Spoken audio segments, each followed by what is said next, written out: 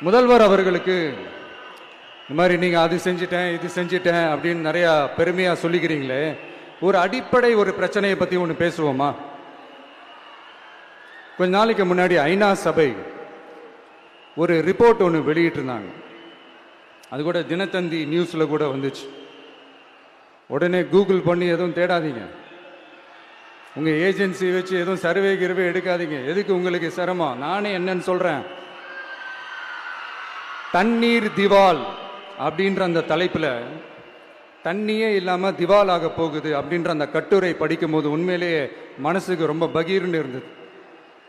இந்தியாவிலேயே அது முக்கியமாக நம்ம தமிழ்நாட்டில் இன்னும் கொஞ்ச காலத்திலேயே தண்ணியே இல்லாமல் திவாலாக போகுதான்.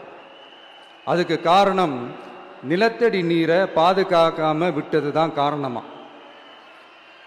மண்ணையும் மணலையும் கொள்ளையடிச்சா பின்ன வேற என்ன நடக்கும்?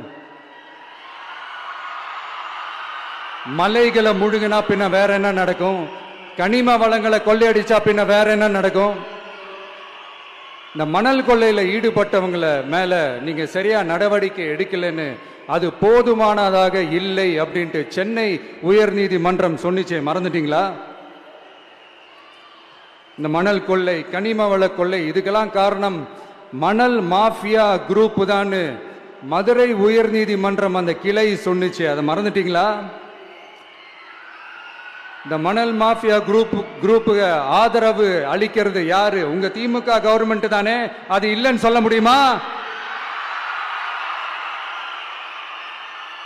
அவங்களோட டீலிங்ல இருக்கிறது யாரு? நீங்க தானே. அது இல்லைன்னு சொல்ல முடியுமா? தண்ணி திவாலாக போகுது, மணல் திவாலாக போகுது, கனிம வளம் திவாலாக போகுது. மொத்தத்தில் உங்க ஆட்சியில தமிழ்நாடு திவாலாக போகுது. கடன் மேல கடன் வாங்கிட்டு உங்க கவர்மெண்டே குப்பராட்சி படுத்துக்குச்சு. உங்ககிட்ட பேசுறதும் ஒண்ணுதான். சரி, அதை விடுங்க.